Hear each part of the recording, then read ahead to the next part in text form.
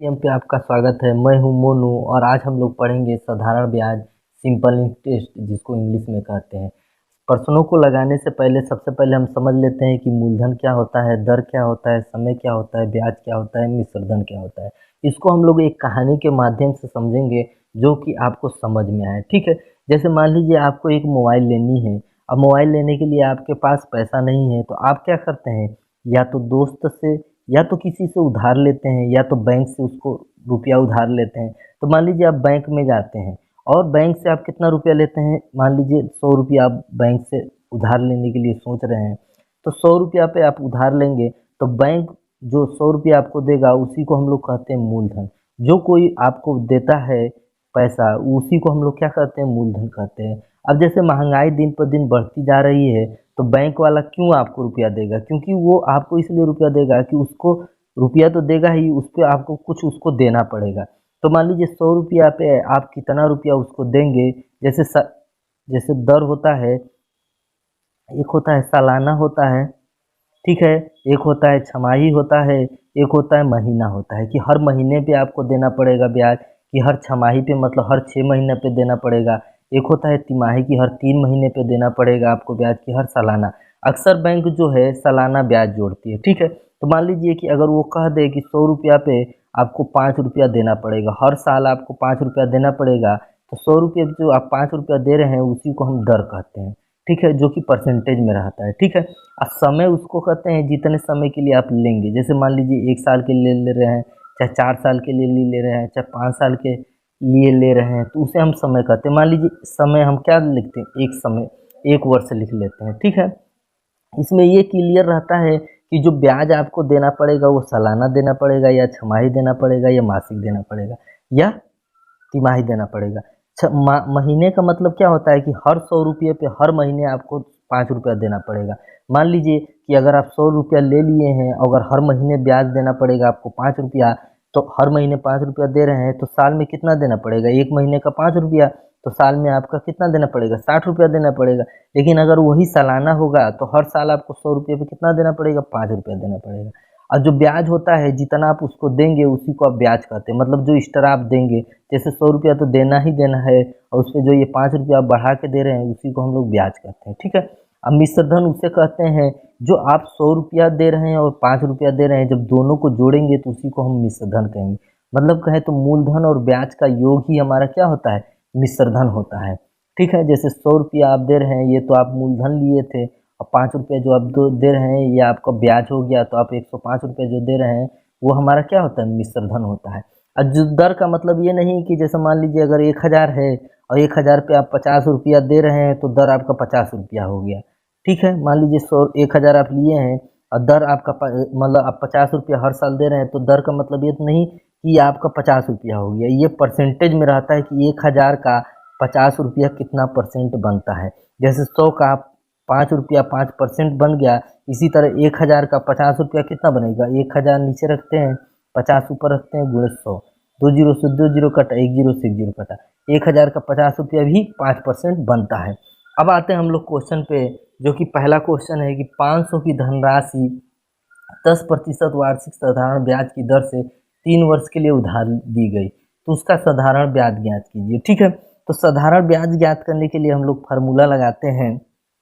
ब्याज बराबर फार्मूला है, साधारण ब्याज बराबर आपका होता है मूलधन गुणे दर और गुणे समय बटे 100। अब इसी में आपका 4 फार्मूला छिपा हुआ है।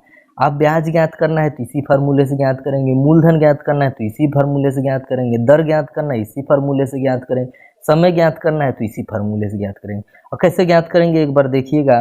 जैसे मान लीजिए मूलधन आपको निकालना है तो मूलधन को एक तरफ करेंगे, बाकी सब संख्या एक तरफ करेंगे। अब जैसे मूलधन को हम यही छोड़ दिए, अब ब्याज इधर है ये है, अब 100 यहाँ नीचे है तो ऊपर चला जाएगा, और दर और समय कहाँ आ जाएगा, नीचे आ जाएगा। ठीक है, इसी तरह मान लीजिए अगर दर ज्ञात करना है तो दर को यहीं पे रखिए, अब ब्याज इधर है ये है, और 100 नीचे है तो इधर जाएगा ऊपर हो जाएगा। और क्या करेंगे भाई, दर ज्ञात करना है, दर को छोड़ दिए, अब मूलधन समय कितना हो जाएगा, नीचे हो जाएगा।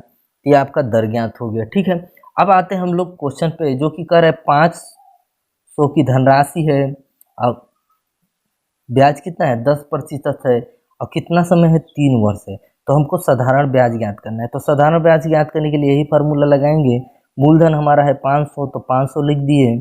और दर कितना है, 10%, तो हम लोग 10% लिख दिए। समय कितना है, 3 है, तो 3 रख दिए। अब बटे 100 कर दिए। ठीक है, अब हमारा क्या आ जाएगा, इसको हल करेंगे तो ब्याज आ जाएगा। हल करते हैं, 2 जीरो से 2 जीरो कटा।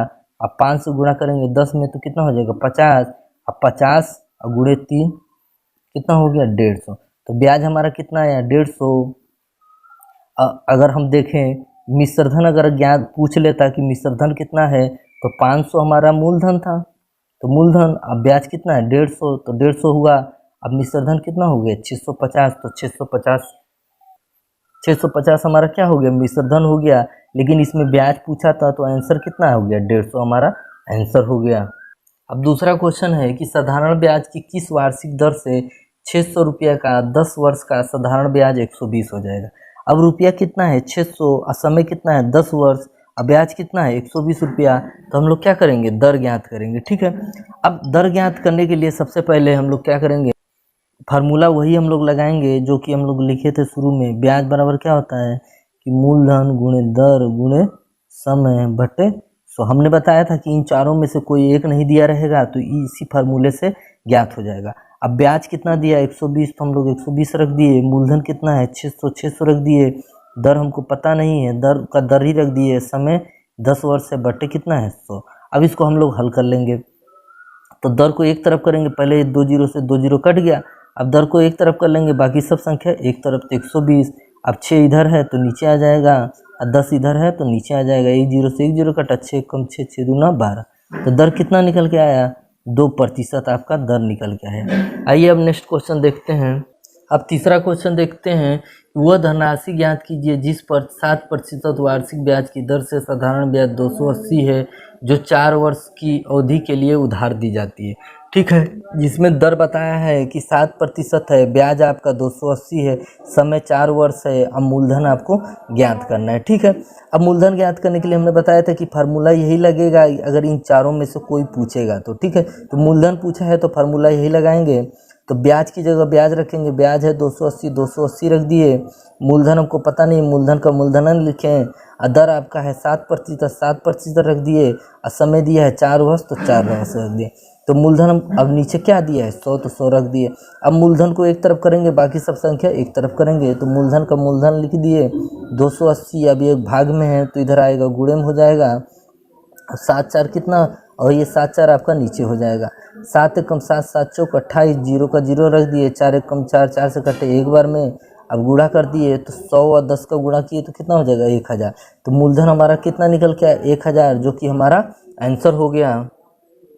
अब चौथा क्वेश्चन है कि 1500 का धन 6% वार्षिक दर से 5 वर्ष के लिए उधार दिया गया, अवधि के अंत में मिश्रधन कितना हो जाएगा। अब रुपया कितना है, 1500, दर कितना है 6%, और वर्ष कितना है, 5 वर्ष के लिए दिया जाता है, तो मिश्रधन आपको ज्ञात करना है। तो हम लोगों ने पहले ही फार्मूला पढ़ा था कि ब्याज बराबर क्या होता है कि मूलधन गुणे दर गुणे समय बटे 100।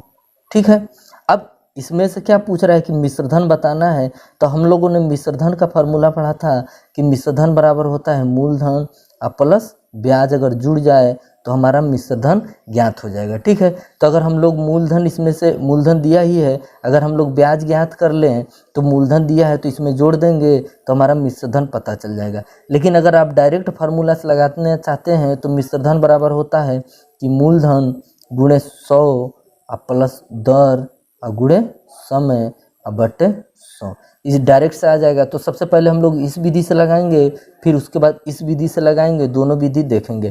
तो हमारा मूलधन कितना है, 1500 रुपया, दर कितना है 6%, और समय कितना है 5 वर्ष बटे 100।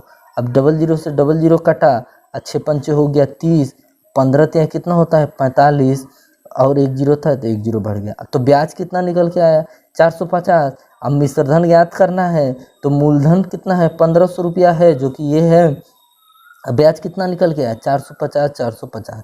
अब इसको ज्वाइंट कर देंगे, मतलब जोड़ लेंगे, तो कितना 1500 450 मिलके कितना हो गया, 1950 रुपया। तो ये हमारा मिश्रधन निकल के आया।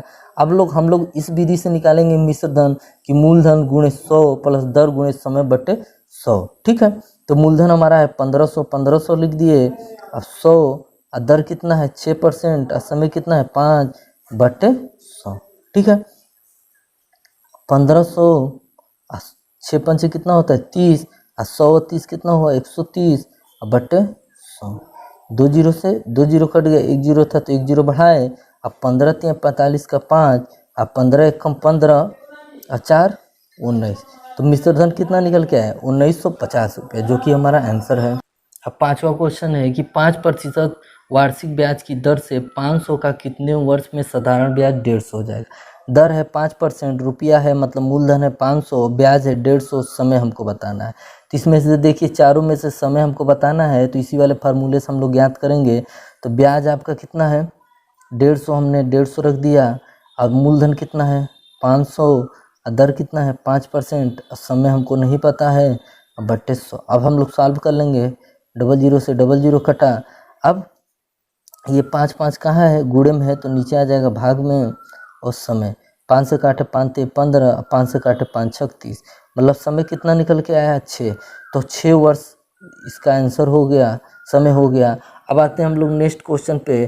कोई धन 3% वार्षिक दर से 10 वर्ष में 650 हो जाता है, तो वह धन ज्ञात कीजिए। ठीक है, अब इसमें दर कितना दिया है 3% दिया है, और समय आपका दिया है 10 वर्ष, और मिश्रधन जो दिया है 650 मिश्रधन दिया है। ठीक है, और हमको मूलधन ज्ञात करना है। ठीक है, तो अब मिश्रधन दिया है तो इसमें तो मिश्रधन है नहीं, तो मिश्रधन इसमें ही है, तो ये वाला हम लोग फार्मूला लगाएंगे। तो मिश्रधन दिया है 650, तो 650 रख दिए। मूलधन हमको नहीं पता है, और गुणे 100, और दर कितना है 3%, और समय कितना है 10, तो 3 गुणे 10 बटे 100। ठीक है, अब हम लोग सॉल्व करेंगे। 100 ये है, और 10 क्या कितना हो जाएगा 30 हो जाएगा, और 10 100 और 30 कितना होता है 130 और बटे 100। ठीक है, अब मूलधन को एक तरफ छोड़ देंगे, मान लीजिए मूलधन को इधर छोड़ दिए। अब 130 गुणे में है तो भाग में आ जाएगा, 625 के भाग में आ जाएगा 130, और 100 यहाँ भाग में है तो ऊपर गुणे में चला जाएगा। 1 जीरो से 1 जीरो कटा, 13 कम 13, 13 पचे 65, 100 से 5 को गुणा करेंगे तो कितना हो जाएगा 500 हो जाएगा। यही हमारा क्या हो जाएगा मूलधन हो जाएगा। तो यहाँ तक वीडियो देखने के लिए धन्यवाद।